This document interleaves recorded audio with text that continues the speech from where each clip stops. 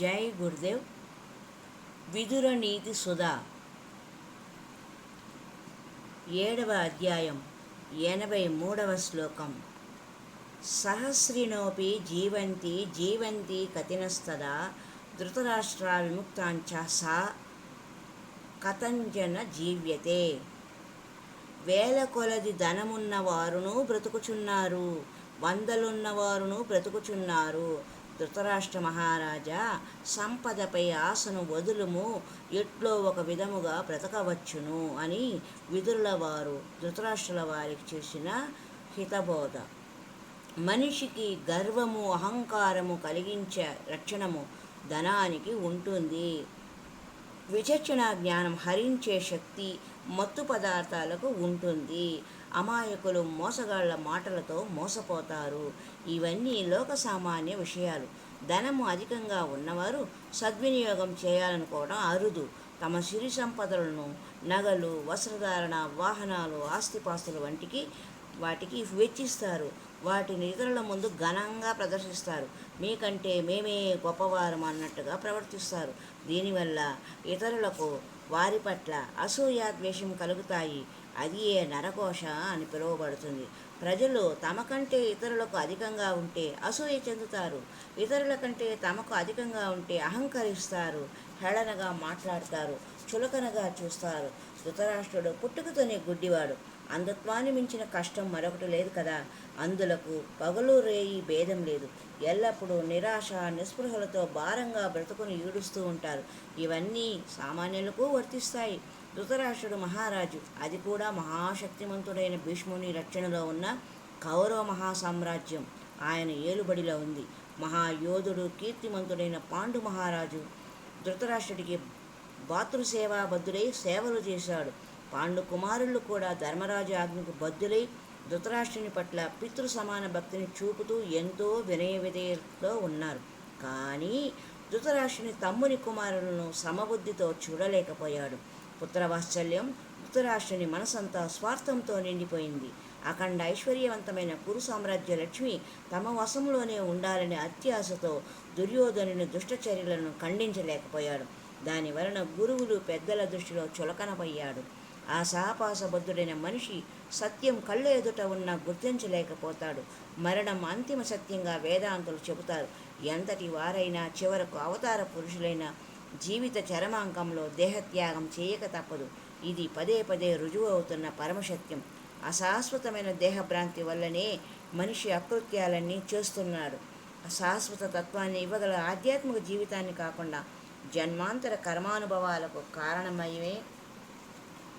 కారణమయ్యే లాలసమయ లౌకిక జీవితం పట్ల మోహితుడవుతున్నాడు. లాలస ఒక మానసిక జాడ్యం. దేహజాడ్యాలకు ఆయుర్వేద వైద్యము ఉపశమనం కలిగిస్తుంది.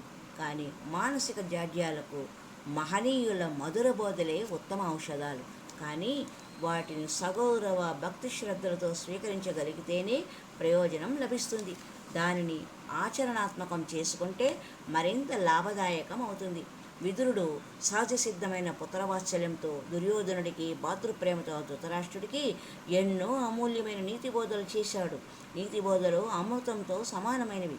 అవి ఆత్మకు జవజీవాలకు ప్రసాదిస్తాయి, కీర్తిని శాశ్వతం చేస్తాయి. కీర్తి 2 విధాలుగా ఉంటుంది. అవి సుకీర్తి, అపకీర్తి. సుకీర్తి ఉన్నంతకాలం ఆత్మ ఉత్తమ లోకాలలో పరమాత్మ సాన్నిధ్యాన్ని ఆనందిస్తూ పరవశిస్తూ ఉంటుంది.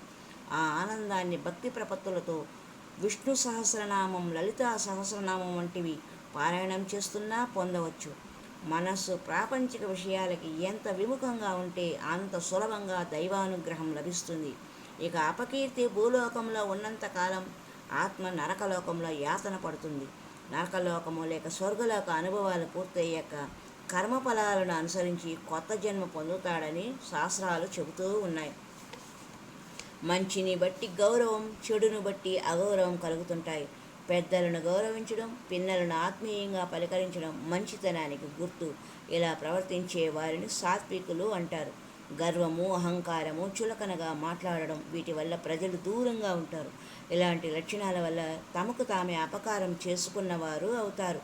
ఆ విషయాన్ని గ్రహించక ఇతరుల్లో దోషాలు ఉన్నట్లు భావిస్తారు. తమ మంచితనాన్ని, గొప్పతనాన్ని ఇతరులు గుర్తించడం లేదని వాపోతారు.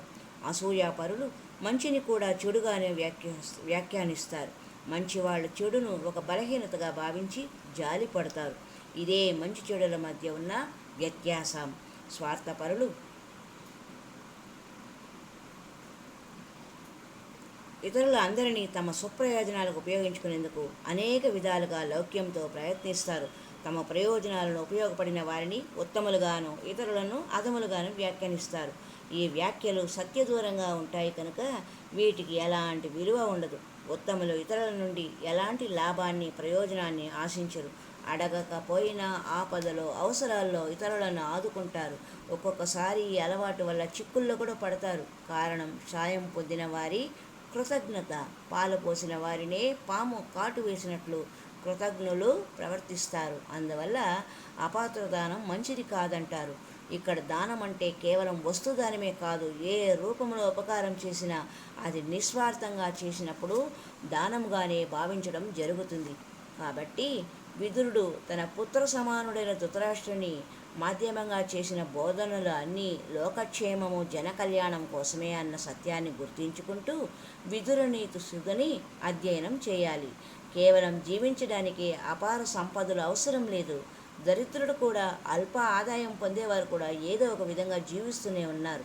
కాబట్టి సంపదల పట్ల అత్యాశ పెట్టుకోరాదు. ఎందుకంటే శరీరంతో అనుభవించే సంపద, సౌఖ్యాలు శరీరం నశించగానే ముగిసిపోతాయి. విదురుల వారు ఇంకా ఇలా అంటున్నారు: వేదములకు అభ్యాసం లేకపోతే మేధస్సు నుండి నిష్క్రమిస్తాయి అని.